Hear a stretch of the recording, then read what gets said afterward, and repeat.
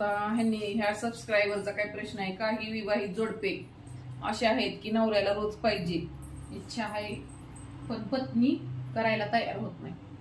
Okay, आता पत्नीला कसं घरात काम वगैरे असते खूपच, मग दगदग खूप होती, महिलेला त्या पत्नीला रोज करू वाटत नसेल त्याच्यामुळे, आणि तुमची रोज इच्छा होती तर पत्नी बरोबर न करता तुम्ही वेगळ्या प्रकारे पण करू शकता स्वतःची स्वतः इच्छा पूर्ण.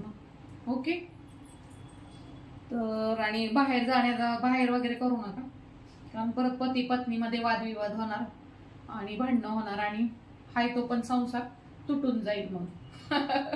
त्यापेक्षा आपलं तुम्ही स्वतःची गरज स्वतःच पूर्ण करू शकता.